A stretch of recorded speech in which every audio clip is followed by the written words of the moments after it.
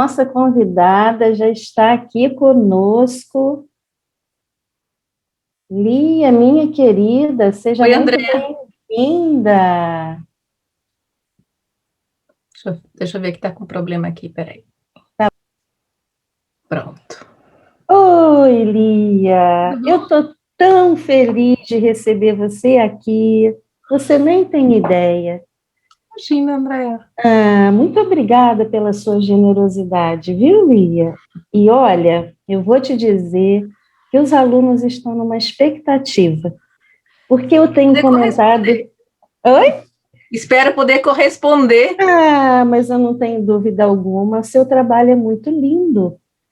E Lia, eu tenho comentado tanto com eles sobre o teu trabalho, né? O que que eu tenho trazido do teu trabalho para dentro da minha pesquisa, o quanto isso esteja ajudando muitíssimo no meu trilhamento. E eu acredito que tenha sido por isso que eles estejam te procurando no Instagram, porque eles também já estão apaixonados pelo seu trabalho, viu? Obrigada. Nada, querida. Brasileiro, você sabe, é muito assim, né? Caloroso, amoroso. Com certeza. Lia, você já está na França há quanto tempo, meu bem? 21 anos. Uau, Lia. Deixa eu botar aqui que eu consigo ver. Enquanto o pessoal está chegando, a gente pode ir conversando um pouquinho, né? Tá bom, vamos lá. Lia, eu não consegui muitas informações assim do seu currículo para dizer para o pessoal exatamente o trabalho que você realiza. Eu sei que você trabalha num hospital pediátrico, né, na França, faz um trabalho de psicanálise com bebês. Qual é a escola de psicanálise que você participa, Lia? Então, eu sou psicanalista membro da Associação Lacaniana Internacional, né? Ah, sim. Ah, então, eu tô aqui desde que eu cheguei na França. Eu sempre trabalhei com bebês, 0 a 3 anos, sempre, nesses 21 anos. Aí eu passei por abrigos, passei por creches, e ainda atuo em creche, porque é uma coisa que eu gosto muito. Ah, o consultório sempre, escolas, também o que a gente chama de jardim da infância, maternidade, e agora eu estou responsável pela essa consulta pais-bebês no centro médico psicológico, que equivale mais ou menos ao nosso CAPSI do Brasil, né? Sim, Onde sim. tem um psiquiatra infantil, tem uma fonoaudióloga, tem um assistente social, que é muito importante na França, tem, que mais? Nós somos 9, todas psicanalistas, todas lacanianas, então que ajuda muito como diz, nas discussões clínicas, né? A gente tem mais ou menos o mesmo embasamento teórico. Tem também um psicomotricista, que é da abordagem Boulanger, que não sei se vocês já conhecem, e tem, sobretudo, assim, uma vontade muito grande de trabalhar com a prevenção, né? Sim. Mas, assim, quando a gente vê, por exemplo, que o Centro de Proteção Materno-Infantil, que são as UPAs, né, onde as crianças, os bebês fazem as vacinas e são vistos os primeiros meses, os primeiros anos, eles não conseguem, como é que eu diria, enviar a criança para o CAPSI antes de 1 ano e meio. 1 ano e meio, para a Uhum. gente, é muito tarde para uma criança autista. Com 1 ano e meio, toda a questão neuronal já está muito avançada e, sobretudo, as relações que essa criança vai fazer com o outro, que é aquele que está ali tomando conta dele, as pessoas da família, né? A relação, a própria construção dele enquanto sujeito fica muito complicada, devido já a essa composição genética dele, porque o autismo tem uma grande parte neurodesenvolvimentista, né? Não é só a Sim. questão da posição do sujeito em relação ao outro, mas é também uma coisa que a gente precisa chegar mais cedo, porque para poder intervir tem que ser na hora que estão começando todas as cadeias e como a gente chama de rede neural. Perfeito. As possíveis saídas que a gente possa encontrar, né, para essa condição, essas possíveis saídas, elas serão mais positivas, né, terão mais chances de darem certo quanto antes nós começarmos a fazer intervenções, não é isso, Lia? Isso. Quando a gente trabalha com bebês, a gente tem que lembrar que só a psicanálise não dá conta, porque mesmo sabendo que um corpo, né, a diferença entre um corpo e um organismo, o corpo é é formado pela linguagem, né, o efeito da linguagem, nós temos também que trabalhar o corpo com a maneira como a gente vai acolher o bebê, a maneira como o bebê vai se desenvolver no colo, né, porque hoje em dia a gente está trabalhando com a questão da pulsão do colo, que é uma função Uhum. extremamente importante, porque ela faz a relação tônico-postural do bebê com aquela pessoa que está ali carregando ele, né? E sendo o que o Freud chamou de o Nebenmensch, que é o próximo assegurador, né? Que vai realmente passar o desejo de vida para aquele bebê, para aquele sujeitinho que está se constituindo. Pois é, né, Lia? Foi assistindo o seu trabalho no Instagram, eu descobri você por um acaso, confesso. E logo eu fiquei muito encantada com tudo que você dizia e nos contava, porque eram implicações e incomodações que eu já vinha sentindo, porque eu tenho um percurso de educação muito longo. Quando eu me dou conta de que são 38 anos, eu fico até assustada. Eu comecei muito cedo na educação. Então, apesar de ter lidado com um público muito diverso, eu lidei muito com crianças, desde sempre. Cheguei a ter uma escola de educação infantil também. E quando eu vou para a clínica, eu começo na psicopedagogia, eu começo a ver de um outro lado, de um outro lugar, toda uma implicação daquela criança que chegava com dificuldades de aprendizagem, as questões dos transtornos, que tinha algo ali daquele sujeito que estava trazendo notícias de uma historinha desde sempre, desde o ventre. Quando eu conheço o seu trabalho, eu encontro eco naquilo que me incomodava. E eu fiquei muito encantada também quando eu participei do colóquio internacional, né? Vem tudo somando, né? Isso vai contribuindo e vai falando, poxa, minha percepção estava no caminho bacana. Era isso mesmo, olha, suas incomodações são reais, né? Seus incômodos são reais.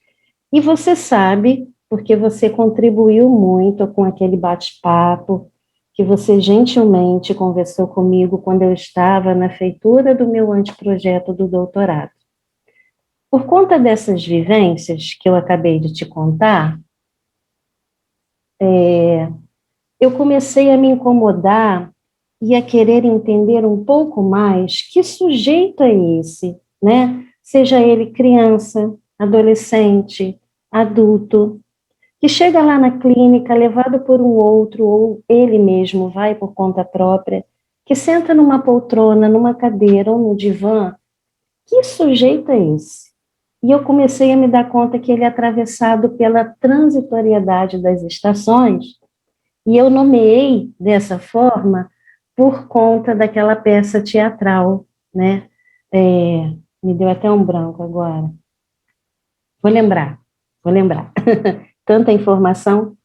E quando eu assisti aquela peça, eu comecei a entender toda a dinâmica do sujeito, né? A infância, a relação familiar, a entrada na adolescência, as questões da ordem sexual, né? O despertar da primavera, lembrei, né? E aí eu estou levando essa peça para dentro do meu projeto para a gente comentar, para a gente falar de todo esse percurso, né? Que, como diz Freud, nós somos restos e rastros da nossa infância, né? Sim. Eu, enquanto analisanda, eu, enquanto analista, Eu cada dia mais me dou conta disso na clínica. E eu sou apaixonada por entender isso melhor, nesse sujeito. Que sujeito é esse? Que discurso é esse que ele traz? Que demandas são essas? Que queixas são essas? E aí eu comecei a fazer um seminário com os alunos do IBRAPS. Os que estão aqui ou são amigos do grupo de estudo ou são alunos do IBRAPS. E aí, Lia, eu estava vendo, a gente já pode começar, já tem bastante gente aqui na sala, já temos 30 alunos. Eu vi o vídeo que você postou no Instagram, a importância do outro assegurador, onde você traz uma frase linda de Julian: nosso corpo não é nada sem o corpo do outro, que descreve de forma brilhante a constituição do sujeito. Se você quiser começar a falar por aí, eu acho que a gente vai começar de uma forma brilhante. Eu pensei o seguinte, eu não sei, eu não conheço exatamente todo o teu grupo de alunos e amigos de alunos, e meu lado obsessivo, eu arrumei um pouco, uma forma de um PowerPoint para poder me dar uma certa linha, e para vocês também, para não perderem o raciocínio. Então, assim, eu queria mostrar algumas coisas que eu acho que tem na questão da constituição do corpo, tem outras coisas que vêm bem antes, né? Quando a À gente trabalha com vontade. bebês, a gente vê que tem que levar muito em conta e tem que, sobretudo, das entrevistas preliminares, como dizia o Freud, ele já dizia, na primeira entrevista você tem tudo que você precisa saber sobre o paciente. Então, essa questão de que maneira você vai conduzir, de que maneira você vai trazer, de uma certa maneira, que o inconsciente do seu paciente possa, aos poucos, ir deixando-se e se mostrando para que ele possa realmente ter um pouco menos de sintomas que o angustiem, né? Porque sintomas a gente Perfeito. faz todo dia, a gente cria todo dia e vive com eles e continua tentando, né, sobreviver. Você pode me dar autorização para dividir a tela? Espera aí, deixa eu ver como é que eu faço isso. Eu sou um pouco crua com essas coisas. Você Você vai sabe lá como? no vídeo, na câmera Ah, do seu tá. computador, Sim. você clica e diz assim, eu acho que é isso. É Não. dos 3 pontinhos, Andréia. É. Aí você coloca ela como host. Espera aí, só um pouquinho. Os 3 pontinhos. Isso, Onde clica ali. estão meus Aí, 3 pontinhos? lá na parte superior da sua foto.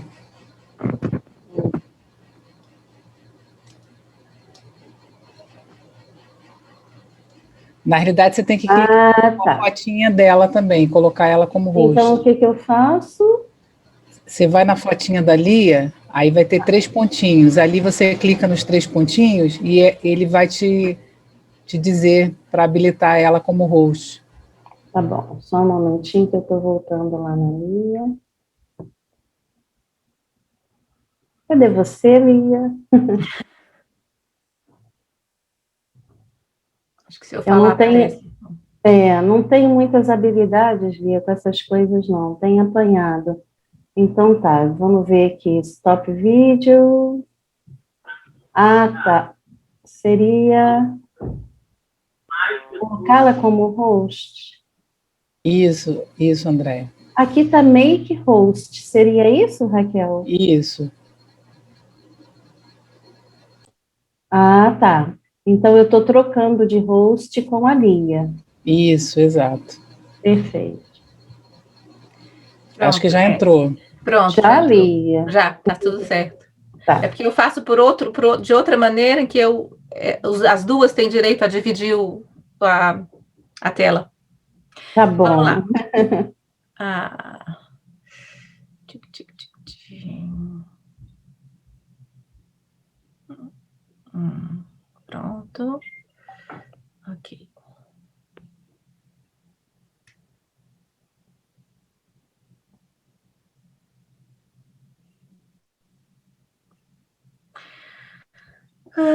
Então, eu não sei se vocês sabem, mas eu tenho 2 grupos de estudo onde eu trabalho somente a pulsão, né, e sobretudo a clínica da pulsão com o bebê. Então, assim, o que vai nortear todo o meu trabalho é essa questão de como o circuito pulsional ele pode se construir, de que maneira no trabalho com a psicanalítica a gente pode desconstruir para construir de novo o que está dando problema, eu diria assim, né? Que tá complicando o bebê. Vocês estão vendo? Tá tudo certo? Estamos, tudo certo, Lia. Ok. Estamos vendo. Então, o que é que a gente começa? Quando a gente vai atender bebês e crianças, e isso, assim, eu estou colocando de maneira mais didática, mas são coisas que você tem que ter também na sua cabeça um pouco quando você trabalha, sobretudo, com crianças. Com adulto, eu acho que são outras as ferramentas, mesmo se você sabe que você está trabalhando só com o inconsciente, né? Então, a gente vai começar com a pré-história da criança, para saber do porquê é que essa criança, como foi que ela foi aos poucos chegando. E a gente vai perguntar e a gente vai tentar introduzir um questionamento em relação ao desejo parental, né? O que é que esses 2 pais, esse casal que pode ser também homossexual, homoparental, desculpa, 2 mulheres, 2 homens, às vezes, hoje em dia aqui, pelo menos na França, a gente também tem 3, e qual é realmente esse desejo, porque aos poucos você vai vendo que ele vai se mostrando o que parece no início, dizer, eu sempre quis ser mãe, e aos poucos você vai vendo que não era bem assim esse ser mãe, que, por exemplo, uma mãe ou um pai pode dizer. Aí a gente vai entrar na história do casal também, né? O encontro, como é que se deu o encontro dessas 2 pessoas, como é que se deu a história, como é que ela começou, de que maneira ela foi se fazendo, e os pais vão cada um se colocando do desejo de ter ficado com ela, porque essa era a mulher que ele sempre sonhou, ou ela parecia muito com a mãe, ou ela era uma amiga de infância, então você vai ver de todas as possibilidades, mas a história de como o casal virou casal, eu acho extremamente interessante, porque ela diz já muito dessa criança. E, sobretudo, ainda mais importante, a história antes do encontro. Aí o que é que você vai ter? Você vai ter 2 pessoas que vão poder falar para você como é que era a vida antes de encontrar, se às vezes teve outras pessoas, se teve outro casamento, né? O que é que, por exemplo, a gente tem hoje em dia mais e mais mulheres que preferem adiar, né, a maternidade para poder terem realmente uma vida profissional já instalada, já desenvolvida, com uma certa independência, ou aquelas também que sempre quiseram simplesmente ser mãe e ter uma família e estava só esperando por essa situação. Aí a gente tem também o lado dos homens a mesma maneira, e entre esses 2 acontece muito assim, eu vejo cada vez mais histórias de abortos espontâneos e abortos realmente decididos, né? E de como essa questão da maternidade já vem carregada com outras situações em que o casal, né, o casal parental teve que se confrontar, né? Aí a gente vai ter de que maneira, quando ele vai falar a história antes do encontro, de que maneira ele se via, né? A questão do romance familiar dele, se ele era o primeiro, se ele foi o segundo numa família de 8, se ele era mais gentil, ou se ele era aquela criança birrenta. Quando ele vai falar dele, a gente vê de que maneira ele vai ver esse filho, esse bebê que vai chegar, de que maneira ele espera se pareça com ele, ou, por exemplo, já tive mães que com grande dificuldade de aceitar o filho, porque o filho se parecia demais com ela, né? Então, ela olhava para o filho e não conseguia ver nele a singularidade. Eu já tive também uma mãe que estava deprimida e o bebê estava realmente fazendo uma depressão, e ela falou uma vez para mim, mas disse assim, olha, eu estou sofrendo porque eu perdi meu pai, e eu não estou conseguindo fazer o luto do meu pai, e o que é mais complicado é que quando eu olho para o meu bebê, ele é a cara do meu pai. Então, para não sofrer e continuar acordando, dando mamadeira e cuidando dos outros filhos, ela não queria olhar para o bebê. Então, é uma situação muito complicada, e quando você consegue mostrar e discutir com a mãe, quando ela começa a se dizer, não, mas existe uma diferença, meu bebê está precisando de mim agora, e ele é também um outro, né? Essa questão da alteridade. E aí as coisas ficam bem mais fáceis, sobretudo para o bebê, né? Sim. Então, esse lugar que cada um dos pais ocupa é em parte determinado pela linguagem, sobretudo, eu acho, pela linguagem, pelo banho de linguagem no qual cada um nasceu, e é em função desse banho de linguagem constituído pelas palavras dos seus pais que ele poderá ou não ocupar o seu lugar.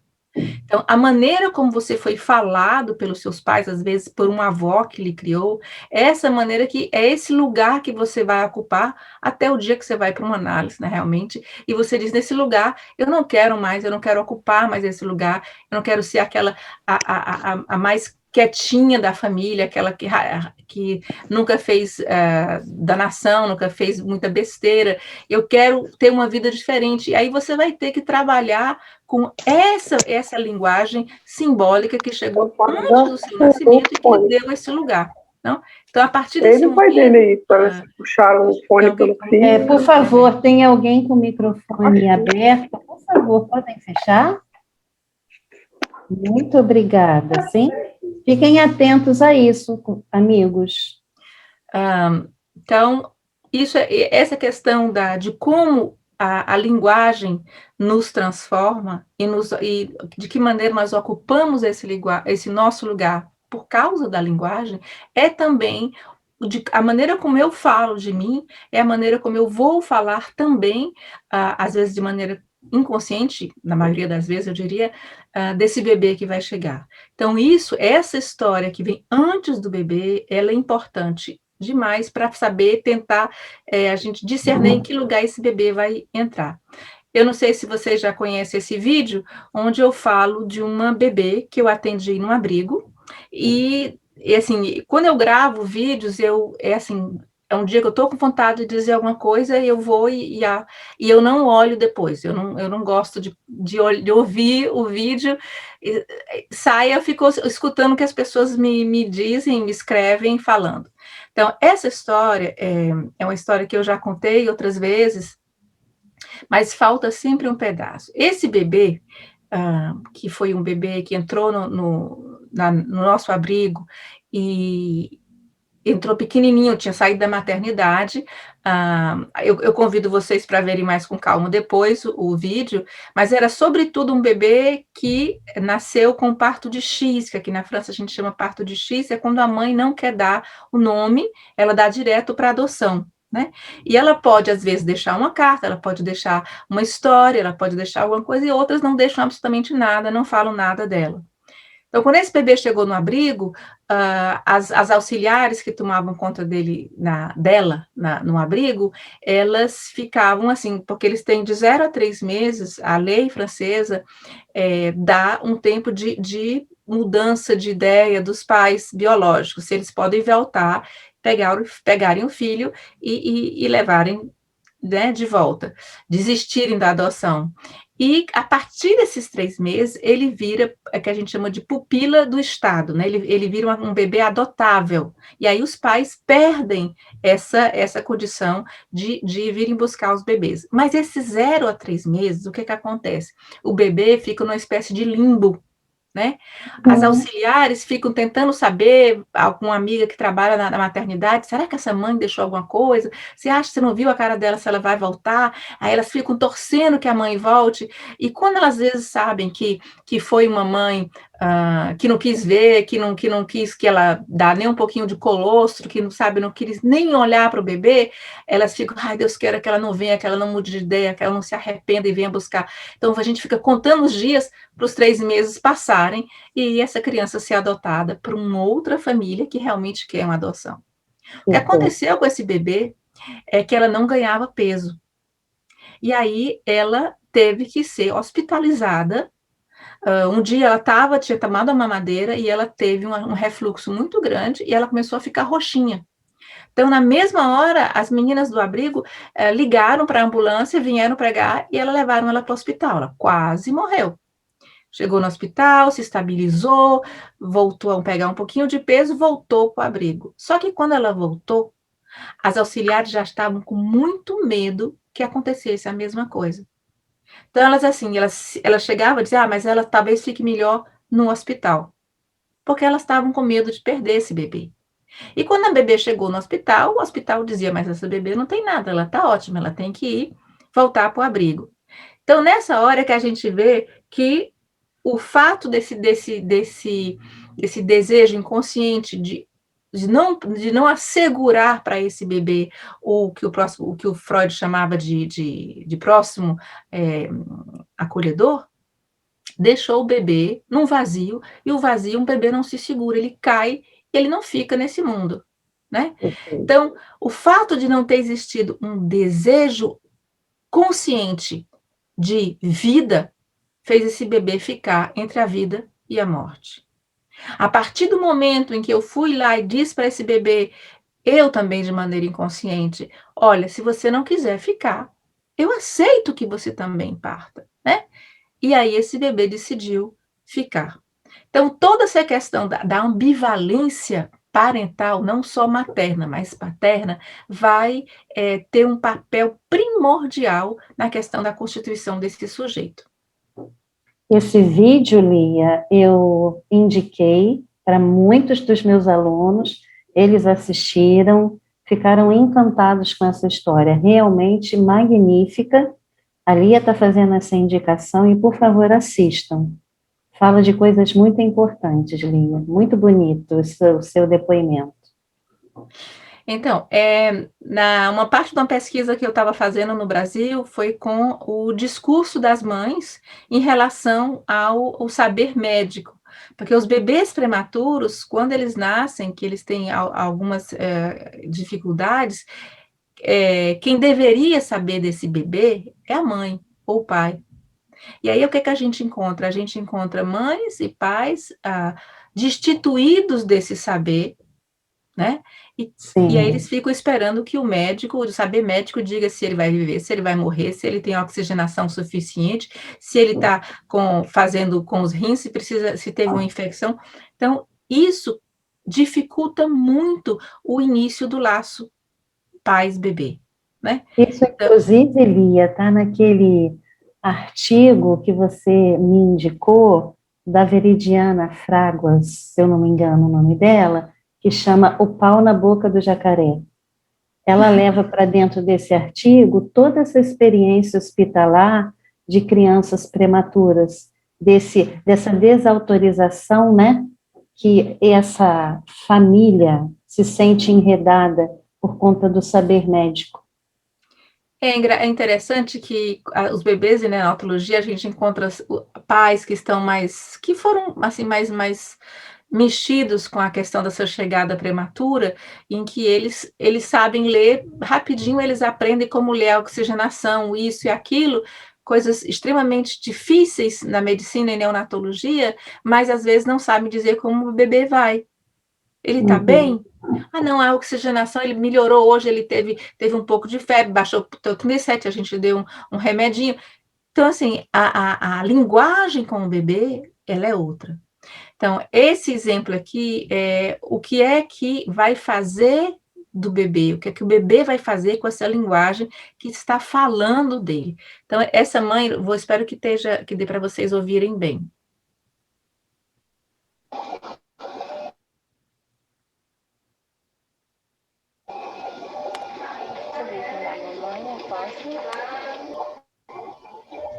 Cadê a menina da mamãe? Vai dormir, pai, né? Pode. Eu já coço meu dedo. Eu já coço o dedo da mamãe, eu coço. Mãezinha.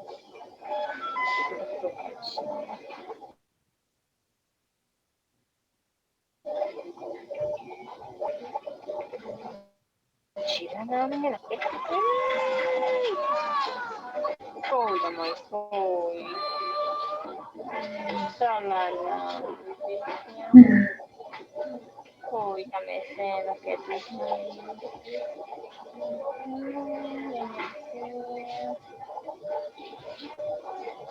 Vai levar. Não. Na hora eu respondi, não sou Deus, mesmo. Então, hoje em dia, sabe, esse vídeo é bem antigo. Sim. Hoje em dia, sabe, por exemplo, vocês estão ouvindo o barulho da UTI, né? É. Lia? Deixa eu virar aqui. Pronto. Então,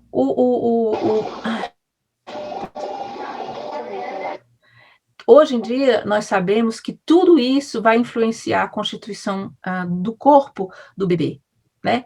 Por quê? Porque ele não está ajustado, porque ele não tem os movimentos livres, ele não tem apoio.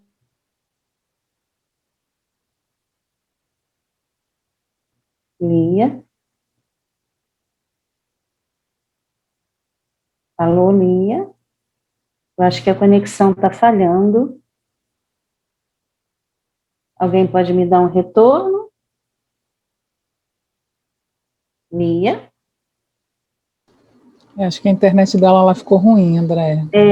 Pode ter sido isso. Deixa eu mandar uma mensagem aqui para ela. Já estou aqui. Ah, sim, sim. Pronto. Correto, Lia.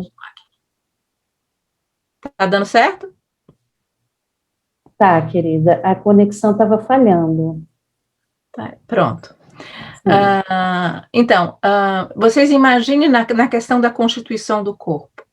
Esse bebê, ele respira quando a máquina decide, né? Certo. Ele come, ele está entubado, então, com alimentação parenteral, ele não sente fome, porque é de tantas em tantas horas que a gente liga a máquina e manda o alimento para ele. Então, assim, a questão da oralidade, todo bebê prematuro que tiver uma alimentação parenteral, a gente sabe que vai ter problemas com a questão da oralidade, né? A questão da sensorialidade tátil. Esse bebê está nu, né? Está nu. Então, essa pelezinha dele, que é extremamente... Quando ele nasce de 9 meses, ele já nasce... incompleto, não terminado. Aí vocês imaginam se nasce ainda antes do tempo. Então, isso tudo vai fazer com que, às vezes, a gente encontre na clínica bebês que não querem olhar para os pais, que são, a gente fala, são dos primeiros riscos, sinais de risco de autismo. Bebês que têm uma hiperlaxicidade nas musculaturas, então que senta de qualquer jeito, bebê que não engatinha, passa do deitado para ficar em pé. Então, são várias coisas a níveis corporais que vão nos falar desse primeiro tempo que foi constitutivo para o corpo do bebê, né? Sim. Vamos lá. A forma como essa criança já chega ao mundo, né? Vai deslizando para as outras fases da sua vida. Então, o que é que vai, né?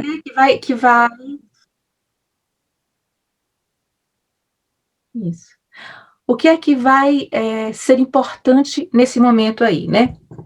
A gente sabe que existem vários desejos. A Françoise Doutor falava que existem 3 desejos: o desejo do pai, o desejo da mãe e o desejo do bebê. Nós temos que constituir, nós temos que para que a gente acredite, que a gente trabalhe em cima disso, de uma aposta de que o bebê já é um sujeito, a gente precisa tratá-lo como sujeito. Isso significa dizer que ele já estava lá e, se tem um desejo, ele é capaz também de seguir ou não o seu desejo. Isso tudo influencia na maneira como você conduz a clínica com o bebê, né? Então, o que é que a gente sabe, trabalhando com psicanálise, né, sobre o desejo e o inconsciente? Eu coloquei aqui, o desejo é inconsciente, porque nós trabalhamos com vários tipos de desejo. Eu fiquei pensando, por exemplo, quando a gente fala das mulheres que esqueceram a pílula, engravidaram, né? Ou então o preservativo rompeu, né? A gente sempre fala assim, mas é porque na verdade ela queria ficar grávida e descuidou, né? Só que essa maneira meio generalista, a gente sabe que não serve para quem trabalha com psicanálise. Ela dá uma linha geral, mas cada mulher e cada homem vão ter na própria história de que maneira o desejo inconsciente dela vai agir na consciência e fazer que ela fique grávida ou não, né? Eu tenho também, já tive pacientes que foram fazer fecundação né, assistida, porque não conseguiram achar um companheiro ou uma companheira que realmente aceitasse, apostasse com ela nesse desejo parental. Então, ela às vezes vai fazer sozinha, ou tem homens que vão também atrás de maneira mais solitária, eu diria, né? E isso também conta na história de um bebê. Por que é que vou falar mais da mãe, por que é que essa mulher, ela simplesmente não aceitou o fato de não ter um companheiro ou uma companheira e decidiu por fazer uma maternidade que coloca ao lado a questão de um terceiro, né? Então, isso tudo tem que ser pensado, tem que ser perguntado. Às vezes algumas mães dizem, mas eu me sinto culpada de ter dado a vida para uma criança que já nasce sem pai, né? Isso a gente conhece tantas mulheres solteiras no Brasil, aqui também do mesmo jeito, que os homens não assumem, né, a parentalidade, a paternidade, e isso não é um peso. Mas a partir do momento em que aquela pessoa diz que aquela concepção dessa gestação tem esse peso, vai ter esse peso na constituição do bebê, né? Então, existem vários tipos de desejo. Existe desejo de ficar grávida, que às vezes não coincide com o desejo de ser mãe. Existe o desejo de ser mãe e, às vezes, mães que não suportaram a gravidez, que vomitaram a gravidez inteira, que teve descolamento da placenta, pré-eclâmpsia, tem tudo. Mas o que ela queria era ser mãe, ela não suportou essa gestação, essa espera.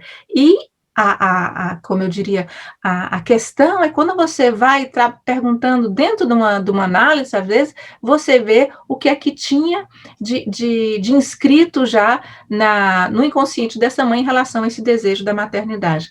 Eu pensei agora num exemplo que um autor francês aqui falou de uma mulher que ela queria saber por que é que ela gastava tanto.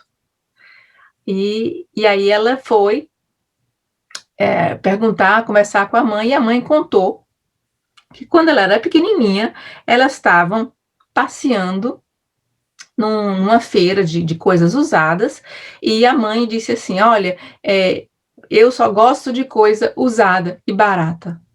O que aconteceu? Ela se sentiu nesse lugar. Então, cada vez que tinha saldos, ela corria, entrava nas lojas, mas só comprava uma coisa, um objeto que não estava nos saldos. Então, o que ela conseguiu elaborar depois? É que, para ela, para ser amada, ela tinha que ter valor. Então, ela colocava nesse objeto exterior aquilo que ela queria sentir por ela, porque ela tinha sido uma coisa que a mãe gostava, que a mãe tinha desejado, mas a mãe só gostava de coisas baratas. Né? Ela não queria estar nesse lugar mais. Não, mas aí é coisa barata, até né? que ponto você vai ser e ficar no lugar só do desejo dos seus pais, e a que momento você decide que não, esse é o que eu quero, é o meu desejo, é por ele que eu vou lutar, é por ele que eu vou viver. Mas isso é uma descoberta lenta, e a gente sabe que na análise leva bastante tempo para a gente conseguir chegar até ele, né? Para conseguir desalienar-se do discurso desse outro, né? Exatamente, né? Então, a gente sabe que o desejo é inconsciente. Opa, o que aconteceu? Está aparecendo. Pronto. Apareceu agora? Sim, sim. Não. E aí a gente vai entrar na questão da ambivalência. Eu acredito que a questão da ambivalência é a questão mais forte na maternidade. Porque quando uma mulher descobre que está grávida, algumas dizem assim, eu sei o momento, assim, se eu tivesse um relógio, eu tivesse olhado para o relógio, eu sabia que horas eram na hora que eu engravidei. Tem outras que dizem, eu nem sei como é que foi, né?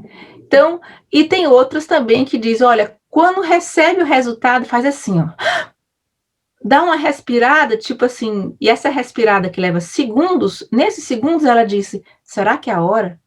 Será que é esse realmente o cara que eu quero viver tanto tempo para educar essa criança? Será que ele vai ser um bom pai? Será que eu vou ser uma boa mãe? Será que não devia ter terminado a faculdade primeiro ou feito o doutorado? E aí, essa ambivalência, para algumas mulheres, ela vai levar a uma dificuldade de incorporar esse novo papel, esse novo lugar de mãe. Porque algumas se sentem extremamente culpadas de terem tido esse pensamento de segundos. Outras vão se dar conta disso, mas vão aceitar e colocar isso dentro de um discurso interessante. Olha, eu quase não fico contigo, mas ainda bem que eu fiquei, você é a melhor coisa do mundo.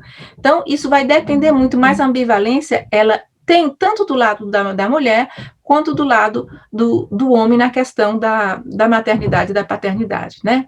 Porque eu digo que entre o querer e o não querer existem muitas consequências. Às vezes o inconsciente diz, eu não quero, o consciente diz, eu quero, e aí você vai ter que se arrumar com esses dois desejos que parecem contraditórios, né, opostos, e você vai ficar sempre com as consequências, sobretudo quando você não conhece qual é o seu desejo inconsciente. E a ajeitar tudo isso dá um trabalho enorme, né, Lia? Dá muito trabalho. E na clínica com crianças, eu acho que ainda dá mais trabalho ainda, porque tem esse bebê e tem os desejos que estão no pai, na mãe, nos avós, né? Sim. Na família, uma família que tem uma tradição de uma certa maneira, uma história que vem às vezes sem história, que não tem nada, né? Como as crianças que são adotadas, que vêm de outro país, e você vai ter que criar uma história, né? Isso tudo vai se inscrever no corpo da criança, né? O que a gente tem da questão do significante, né? Porque não é no significado que você vai encontrar a razão de uma gravidez ou de um aborto, mas na hora em que você consegue achar qual é o significante, que, lógico, a gente sabe, só tem valor se for, porque ele vai chamar outro significante e aí ele vai fazer sentido. Cadeia, né? Vai fazer cadeia, vai fazer a cadeia do significante. Então, ele só é um significante quando ele tem outro significante que vem amarrar nele e trazer e construir a linguagem. A questão do significante, eu acho assim, é a nossa para os lacanianos, é a nossa ferramenta mais importante depois da pulsão, eu diria. E de que maneira você vai encontrar os significantes que fizeram com que essa pessoa, essa mulher ou esse homem tiveram o desejo de gravidez, né? Esse desejo que vem antes da gravidez acontecer, ou quando não há gravidez e existe, por exemplo, o caso de uma adoção. Como é que isso vai passar de um pai para uma barriga ou para um bebê e se instaurar na criança e fazer as marcas pelas quais ele vai virar sujeito. O sujeito, o ser humano, para advir, ele precisa ter um outro. Ele só se constitui porque tem um outro. Mas de que maneira que essa constituição é feita? Aí a gente vai trabalhar sempre com a pulsão, que fica, como Freud dizia, que sai, né, apoiada no corpo, mas ela não fica ali no corpo, ela transcende e ela vai atrás desse objeto objeto que é objeto faltoso, e que esse objeto, a pulsão vai fazer a borda desse objeto, ela vai tentar circundar para poder, como eu diria, compreender e, sobretudo, tentar se satisfazer. Só que a gente sabe que satisfação é uma coisa muito pessoal. Porque É sempre parcial, né, Lia? Hã? É sempre parcial. Sempre, sempre, porque o objeto que a gente, nós lacaninas chamamos de objeto A, é um objeto perdido. Perdido, né? De cara. Você não vai passar a vida procurando, vai passar a vida tentando achá-lo através da borda dele, para poder conseguir que a pulsão se satisfaça, porque a pulsão só quer uma coisa, se satisfazer. Só que ela pode também se satisfazer de não se satisfazer. É aquela história da pessoa que gosta que a gente diz, gosta de sofrer, porque aquele sofrimento, para ela, é uma satisfação, até que ela descubra outra maneira de fazer com que o circuito pulsional gire de uma maneira não, mais satisfatória. Mas isso, assim, é sempre uma relação com a sociedade, com a maneira que a cultura nos desenvolve. O que era satisfação no século passado, hoje não é mais, e eu tenho certeza que depois do Covid também não vai ser mais a mesma coisa, né? Novas configurações, né? Todo dia isso vai mudando o tempo todo, né? Então, eu acho que vocês, eu não sei em que pé, em como é que está a formação de vocês, mas eu trouxe esse esquema aqui, que a gente chama o esquema de Boas, né? E aí você vê o quê? Você vê a mãe, esse olho que representa a mãe, né? E o que é que ela vai olhar? O que é que ela vai ver? Ela vai ver essas flores nesse jarro, certo?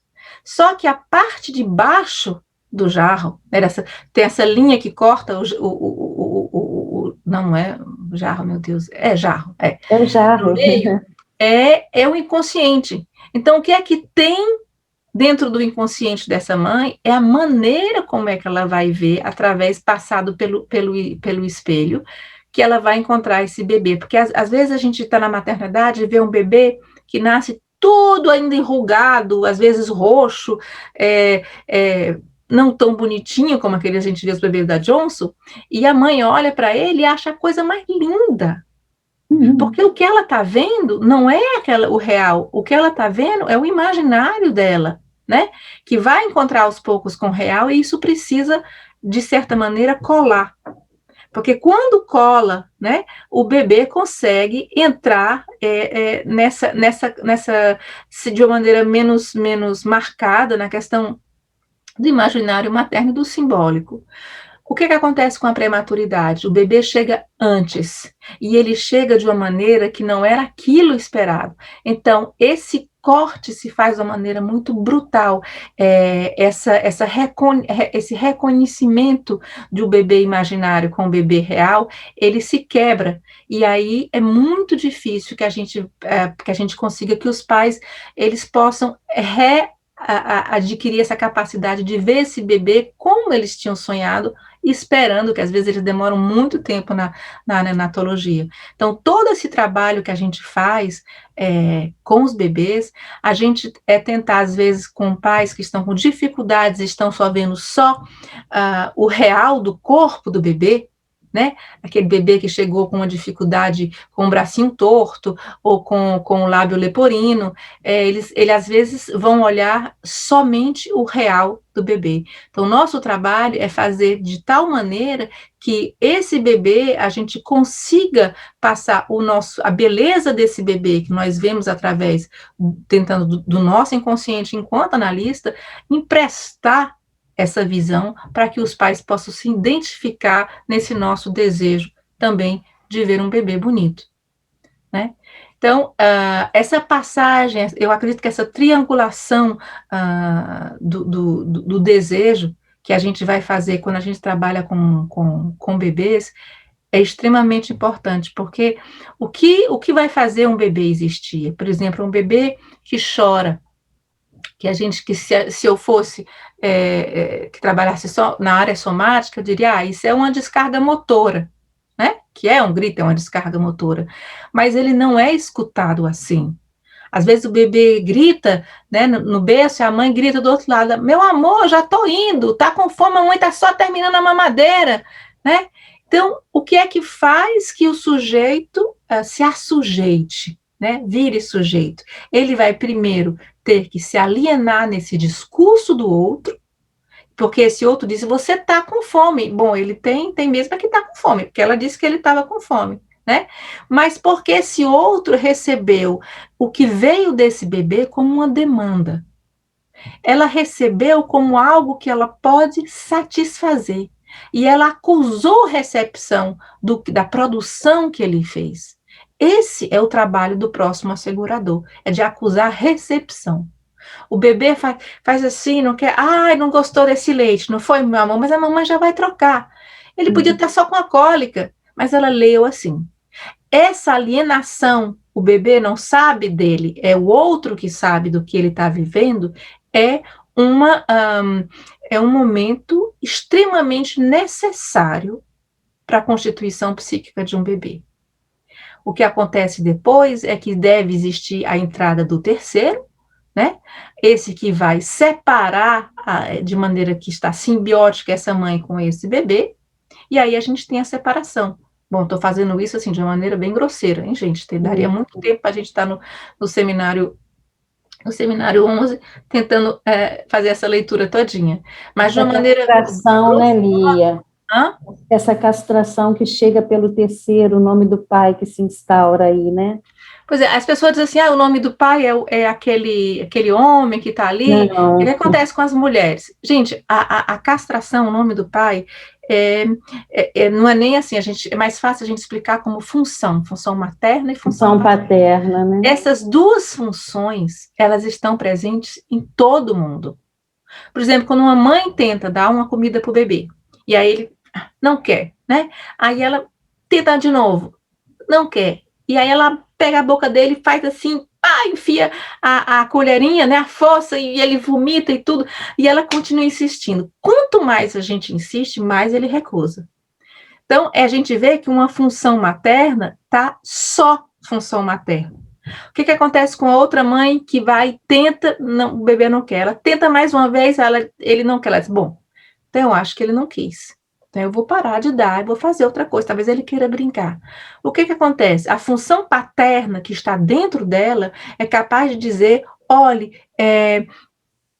talvez eu não saiba tudo sobre você. Talvez você tenha um desejo e que eu não estou sabendo ouvir.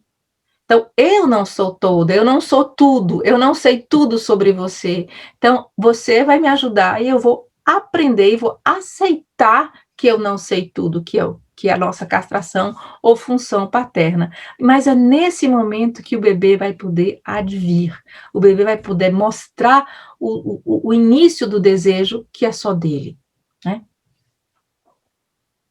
Como o Winnicott fala, né, a mãe suficientemente boa, mas não toda, né? Exatamente. Eu lembro de uma professora que ela dizia assim, olha, vocês querem saber quando é que é alienação e separação? Vocês vão observar um bebê, façam a observação do Sterbick, e aí, quando a mãe começa a querer botar um vestido, colocar um vestido para sair, a gente já sabe que ela está na separação. Perfeito. Começando aos pouquinhos, porque ela se diz, opa, peraí, eu quero ser mulher de novo, né? E aí ela vai atrás desse vestido, porque ela olha para o guarda-roupa, só tem vestido de mulher grávida, né?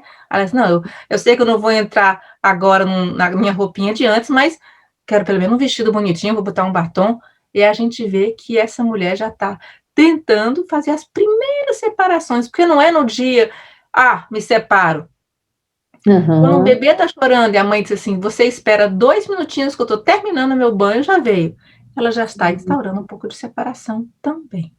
É quando ela vai ao encontro da mulher, né, que é nela. Deixa um pouquinho a mamãe de lado, reencontra a mulher nela, né? Esse é a mamãe desejos. Não toda. Isso. Tão essencial, né, Lia? Extremamente. Para a construção do psiquismo do bebê, é essencial. Essencial. Você acabou a apresentação do slide? Sim, acabei. Ah, sim. Então, eu estou vendo aqui que você tem um compromisso 11h30, né, que você tinha me sinalizado. São 11h22. Eu queria fazer algumas considerações. Posso, Lia? Com prazer. Então, eu percebi, né, que tudo que você trouxe, dividiu conosco aqui, tem muito fundamento nesse vídeo maravilhoso que você postou, que traz a frase de Julian: nosso corpo não é nada sem o corpo do outro, né? Para dizer que a gente se comunica com o corpo e com o psiquismo, que a gente precisa desse outro, né? Que acusa a recepção, e tem uma fala que eu gosto muito, Lia, que quando esse outro nos retorna, é como se ele nos autorizasse, né? Um bebê, né, na sua construção enquanto sujeito, ele precisa se sentir validado, precisa se sentir autorizado. E quanto essa validação, essa recepção não Pode fazer uma pergunta? Só um pouquinho, vou te dar sim. Parece que esse sujeito, ele desliza para a vida adulta uma insegurança, né? Um não saber acerca do seu próprio eu. Então, assim, achei muito bacana quando você fala de acusar recepção. Você partir do princípio que na amamentação, na recusa da amamentação, existe somente o desejo materno, né, de não querer, ou de também de alguma maneira inconsciente de não querer amamentar, você desconsiderou que o bebê é um sujeito. Então, você parte de outro princípio. Eu falei, procura, sim, tem psicólogo.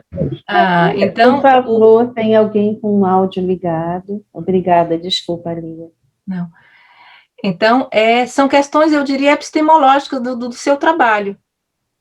Se você, hoje em dia, a gente não pode mais falar que só o desejo materno que instaura alguma sintomatologia nos bebês. Não dá mais. O bebê tem que ter também, nós temos que considerar o bebê como um sujeito. E para isso tem consequências muito grandes na clínica que a gente faz.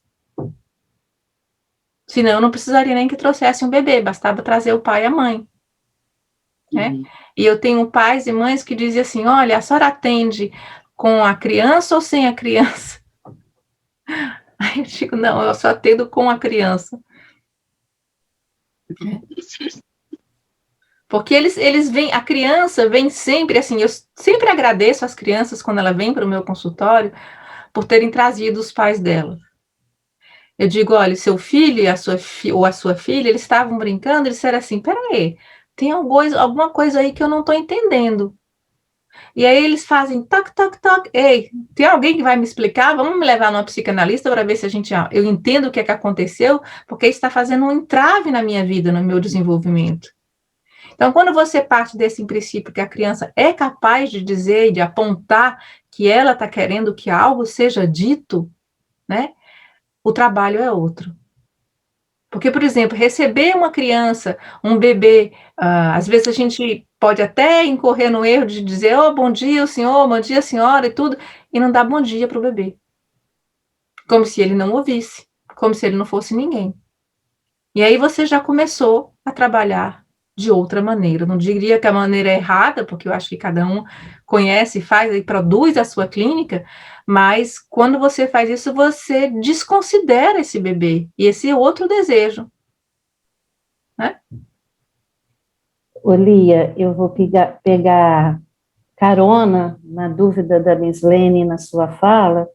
Eu costumo usar uma frase quando eu apresento aulas para alunos em formação sobre a clínica infantil, que a gente precisa criar um novo hábito, deixar de falar apenas sobre as crianças, mas falar com as crianças, né? E essa palavrinha tão pequena que a gente troca, né, sobre e com, vai fazer toda a diferença na clínica, né?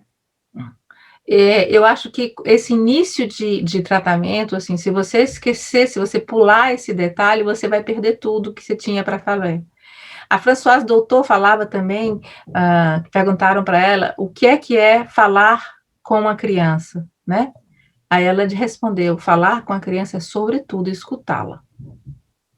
Dar Mas voz para a escutar, ela, né, né? você tem que estar com essa disponibilidade de acusar a recepção naquela massinha que ela transformou e que ela, se olha, você talvez não veja nada, e ela vai dizer, isso aqui é meu pai, minha mãe, meu avô subindo no carro, que desceram, teve um acidente, e aí ela vai contar, tá? Aí você diz, nossa, com o carro, acidente, como foi? Que carro? Onde? E aí você acusa a recepção também para aquela produção que ela está fazendo ali para você. Quando a criança vem, ela escolheu ir para um psicanalista também, de uma certa maneira. De uma maneira, talvez não de dizendo, mas através dos sintomas que ela colocou à família, que ela obrigou praticamente a família a ver, a se questionar. Essa ludicidade, né, da criança na clínica, né, é uma teatralização do inconsciente infantil, né? Ela te coloca na cena, ela te convida, né? Criança não brinca na análise, gente. Criança trabalha na análise. Exatamente. Essa ludicidade é maravilhosa, né? A criança brinca na análise, mas a brincadeira, mas não, isso não é de brincadeira, né? É coisa séria. Sério. É coisa séria. Meus alunos queridos, mais alguma pergunta? Antes que a Lia tenha de ir. Pena que foi tão rápido, Andréia. Raquel, sim, a gente gostaria de ter a Lia um seminário inteiro, um dia inteiro. Numa outra oportunidade, Lia, quem sabe, né? Estreitando relações com a instituição, que você possa vir fazer um trabalho, né? Aí coloco você em contato com o João para, de repente, num outro momento, numa outra oportunidade, a gente vir falar dessa riqueza de trabalho com mais tranquilidade. Né? Tá. Gente, se vocês quiserem fazer mais perguntas ou alguma outra coisa, é só ir no meu Instagram e mandar uma mensagem que eu sempre respondo. Tá bom? Verdade. A Lia é muito aberta, muito receptiva a isso. Eu sei, Lia, que eu tenho que cumprir seu horário aqui com teus compromissos. Eu quero agradecer imensamente, tá? A sua disponibilidade, a sua generosidade. Eu sei que esse nosso encontro aqui vai reverberar, vai dar muitos de verdade. Obrigada pela escuta. Em nome da instituição, em nome de todos os alunos que estão aqui. E amanhã, Lia, eu estarei com esse nosso encontro de hoje. Deixa eu te passar de novo agora. Como é que eu faço? Para te passar. Isso. De volta. A todos, tá? Um grande abraço para vocês.